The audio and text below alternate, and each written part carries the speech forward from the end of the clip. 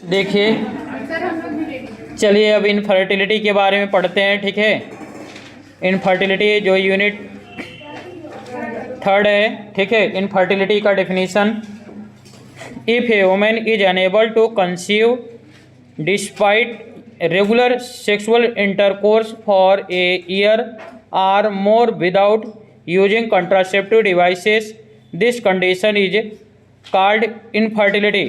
ठीक है, तो ध्यान देना, जब कोई महिला, ठीक है, मतलब कि unable to conceive any pregnancy, ठीक है, जब कोई महिला मतलब कि प्रेगनेंसी कंसीव करने में अनेबल हो, ठीक है, कंसीव कर नहीं पा रहे, ठीक है, क्यों ना वह मतलब कि बिना किसी कंट्रासेप्टिव डिवाइसेस यूज करने के बावजूद भी, ठीक है, डिस्पाइट मतलब के बावजूद, ठीक है, अगर मतलब कि बिना किसी कंट्रासेप्टिव डिवाइसेस 1 साल से लेकर कई मतलब कि 1 साल से भी ज़्यादा भी बिना किसी कंट्रासेप्टिव डिवाइसेस यूज किए बिना, ठीक है, अगर वह प्रेगनेंसी को कंसीव करने में अनेबल है, ठीक है, तो इसी को बोलते हैं इनफर्टिलिटी। ठीक है, इनफर्टिलिटी जो है उसको उसके 2 टाइप्स है, primary infertility and secondary infertility. ठीक है, प्राइमरी इनफर्टिलिटी क्या है? If a women has not conceive even once, then this type of the fertility is called primary infertility. Primary infertility में यही बताया गया है कि अगर कोई महिलाएं, ठीक है, एक बार भी प्रेगनेंसी को कंसीव नहीं कर पा रही, ठीक है, एक बार भी प्रेग्नेंट नहीं हो रही है, तो उसको बोलते हैं प्राइमरी इनफर्टिलिटी। ठीक है, अपनी लाइफ में एक बार भी प्रेग्नेंट नहीं हो रही है। ठीक है, सेकेंडरी इनफर्टिलिटी क्या है? If a women has conceive in the past but is unable to conceive again despite regular sexual intercourse, ठीक है, without using a contraceptive method for a year or more, then this type of the infertility is called secondary infertility. ठीक है, secondary infertility में यही बताया गया है, अगर कोई वुमेन है जो, ठीक है, पास्ट में मतलब कि बीते हुए समय में प्रेगनेंसी को एक आध बार तो कंसीव की है, लेकिन इसके बाद बिना किसी कंट्रासेप्टिव के मतलब यूज करने के बावजूद भी, मतलब कि बिना किसी कंट्रासेप्टिव डिवाइसेस बैरियर बिना किसी यूज करने के बाद भी, अब हाँ बिना लगा रहे ना, यूज न करने के बाद भी, ठीक है, तो वह प्रेगनेंसी को कंसीव अब नहीं कर रही है। ठीक है, एक बार तो कंसीव की थी, लेकिन इसके बाद अब कंसीव नहीं कर रही है। ठीक है, without any use of contraceptive, ठीक है, डिवाइसेस, तो इसको बोलते हैं सेकेंडरी इनफर्टिलिटी। समझ में आ गया?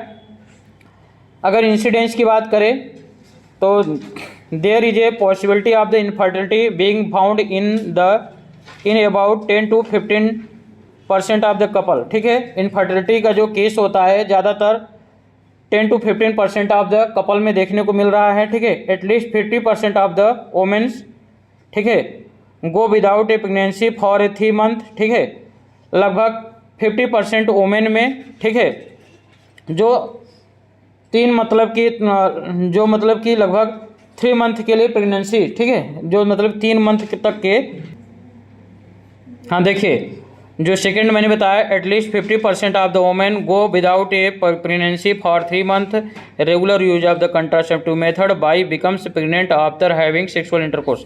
सेक्सुअल इंटरकोर्स करने के दौरान, ठीक है, अगर वह मतलब कि लगभग मतलब कि 50% जो महिलाएं होती है 3 month तक वह बिना किसी कंट्रासेप्टिव यूज के, ठीक है, अगर मतलब कि बिना किसी कंट्रासेप्टिव यूज के भी सेक्सुअल इंटरकोर्स करने के बाद भी अगर प्रेगनेंसी को कंसीव नहीं कर रही है, समझ में आ गया, तो ये 50% केस में होता है। ठीक है, तो वह मतलब कि इनफर्टिलिटी के केस में आएंगे। ठीक है, और आगे बताया गया है कि अब जिसमें से 15% केस जो होता है 6 month तक के लिए। हाँ,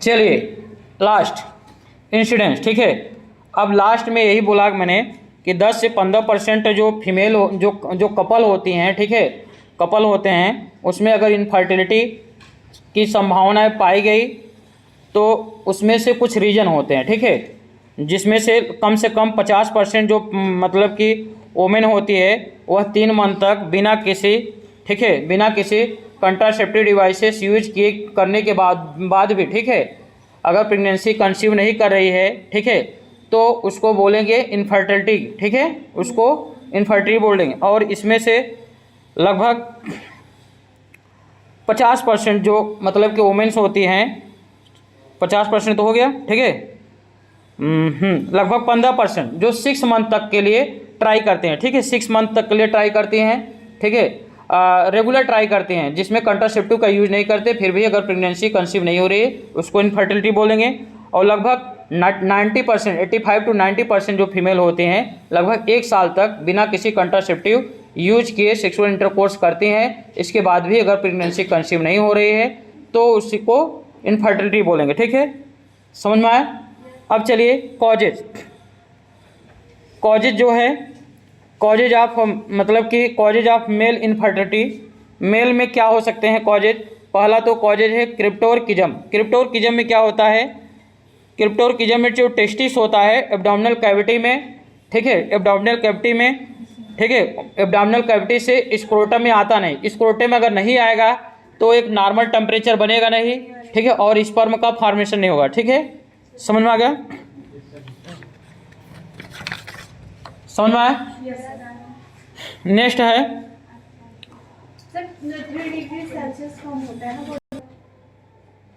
चलिए ए स्पर्मिया। ए स्पर्मिया का मतलब होता है एब्सेंस ऑफ द सीमेन, ठीक है, प्रोडक्शन। ए स्पर्मिया का मतलब होता है sperm of semen production in male, समझ में आ गया। नेक्स्ट कारण है azoospermia, absence of the sperm in semen, semen में स्पर्म ना होना, ठीक है। नेक्स्ट है ओलिगोस्पर्मिया। ओलिगोस्पर्मिया जो होता है इसमें जो स्पर्म की, सीमेन में जो स्पर्म की संख्या होती है वह कम हो जाती है, ठीक है। स्टेनोजोस्पर्मिया में क्या होते हैं, when more than 50% of the sperm present in the semen are unable to move forward, ठीक है, अनेबल टू मूव फॉरवर्ड, जो सीमेन में लगभग 50% जो सीमेन मतलब कि स्पर्म होते हैं वह मूवमेंट करने में अनेबल होते हैं, समझ में आ गया। नेक्स्ट है नेक्रोजोस्पर्मिया। मैक्सिमम जो स्पर्म जो होते हैं डेड होते हैं या इमेवाइल होते हैं, ठीक, समझ में आ गया। नेक्स्ट है टेट्राजोस्पर्मिया। लगभग 70% से ज़्यादा स्पर्म जो होते हैं उनकी जो मॉर्फोलॉजी होती है एबनॉर्मल होती है, मतलब उसके शेप जो होती है एबनॉर्मल होने के कारण वो सही से मूवमेंट नहीं कर पाते हैं, समझ में आ गया। नेक्स्ट है हाइपोस्पैडिमिया, ठीक है। चलिए हाइपोस्पैडियास में आप लोग जानते हो abnormal urethral opening on the ventral surface of the penis, इसके कारण भी होता है इनफर्टिलिटी। नेक्स्ट है डिफिशियंसी ऑफ गोनेडोट्रोपिन्स, कुछ हार्मोन्स होते हैं उसकी डिफिशियंसी हो जाए, ठीक है, जैसे मतलब कि the person has history of the, next है the person has history of the previous operation such as vasectomy. जिस पर्सन को वेसेक्टोमी हो गया तो उसमें इनफर्टिलिटी तो निश्चित तौर से होगी, ठीक है।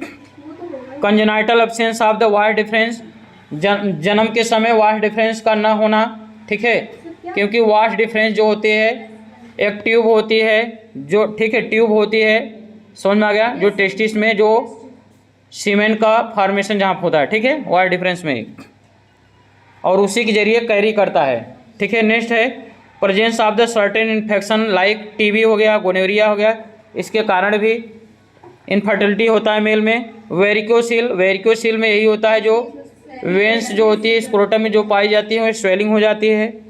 नेक्स्ट होता है माल न्यूट्रिशन, समझ में आ गया, स्पर्म को सही से न्यूट्रिशन न मिले तो भी वो मूवमेंट सही से नहीं कर पाएगी और मेल में भी न्यूट्रिशन की दिक्कत हो सकती है, ठीक है। एक्सेसिव स्मोकिंग करने वाले जो मेल होते हैं उसमें इनफर्टिलिटी के चांस ज़्यादा होते हैं, तो स्मोकिंग नहीं करना है भाई। नेक्स्ट है causes of the female infertility.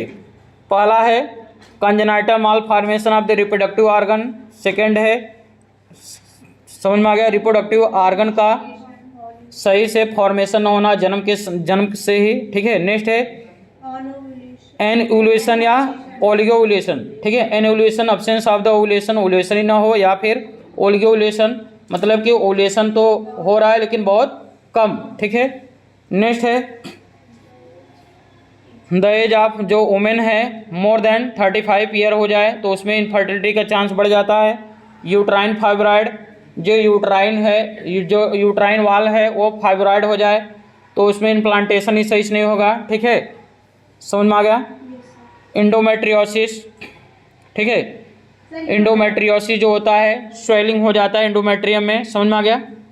और इंडोमेट्राइटिस मतलब इन्फ्लामेशन हो जाता है। नेक्स्ट होता है यूट्राइन प्रोलैप्स, जो यूट्राइन प्रोलैप्स जो होता है, जो यूट्रस अपनी जगह से डिस्प्लेस हो जाता है, ठीक है। जो फंडस से अटैच होता है ना, वहाँ से डिस्प्लेस होके लोअर सेगमेंट में आ जाता है, समझ में आ गया, यूट्रस के लोअर पार्ट में। नेक्स्ट है प्रेजेंस ऑफ द पेरीट्यूबल एडहेशन, जो बेटा जो मतलब कि ट्यूब होता है फैलोपियन ट्यूब, वो चिपक जाए आपस में, ठीक है, तो भी ओवा का मतलब को मूवमेंट ही नहीं हो पाएगा।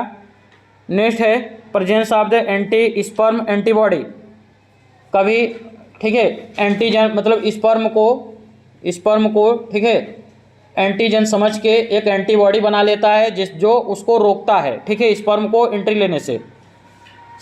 नेक्स्ट है लूटियल फेस का डिफेक्ट। आप जानते हैं लूटियल फेस से लूटिनाइन हार्मोन्स का सिक्रेशन होता है। इसी के दौरान जब लूटिनाइन पीरियड होता है वही डिफेक्ट हो जाए तो उसमें ओवुलेशन होगा ही नहीं, क्योंकि लूटिनाइन हार्मोन से ओवुलेशन कराता है, ठीक है। नेक्स्ट होता है इम्पेयर ट्यूबियल मोटिलिटी, ठीक है। इम्पेयर ट्यूबियल मोटिलिटी में यही है कि जो सीलिया है उसमें, ठीक है, उसमें सही से मोटिलिटी नहीं हो पा रही। और नेक्स्ट है कंबाइंड कॉजेज में ठीक है, unawareness about the proper technique of the intercourse, ठीक है, प्रॉपर टेक्निक के बारे में उनको मतलब पता नहीं है। नेक्स्ट है lack of the information about fertile period. आप जानते हो फर्टाइल पीरियड जो होता है, ठीक है, जो फर्टाइल पीरियड होता है लगभग जब मतलब कि क्या होता है लगभग 10 टू, जैसे जो 14 डे होता है लगभग 3 to 4 डे पहले और 3 to 4 डे बाद, वही फर्टाइल पीरियड होता है लगभग 14 डे के 2 से 4 दिन पहले और 2 से 4 दिन बाद, ठीक है। समझ में आ गया। तो जब ओवुलेशन होगा तभी पता चलता है कि भाई वही जो फर्टाइल पीरियड होता है सबसे बेस्ट होता है, ठीक है, प्रेगनेंसी कंसीव करने का, ठीक है। समझ में आ गया। नेक्स्ट है पेनफुल इंटरकोर्स, जिसको बोलते हैं डिस्पेरिन्यूरिया, ठीक है। नेक्स्ट होता है presence of the mood disturbance like anxiety depression. जो कपल होते हैं उसमें एंजाइटी डिप्रेशन होने के कारण मूड डिस्टर्ब हो जाता है, ठीक है। और नेक्स्ट होता है infrequent sexual intercourse, proper sexual intercourse ना करना, ठीक है। समझ में आ गया। कभी कभार करेंगे तो क्या होता है, जो फर्टाइल पीरियड होता है निकल जाता है तो प्रेगनेंसी कंसीव नहीं हो सकता, ठीक है। तो इस केस को बोलते हैं, ठीक है, ये काजेज है किसका, इनफर्टिलिटी का। नेक्स्ट आगे जो है इन्वेस्टिगेशन हेडिंग डाल लीजिए।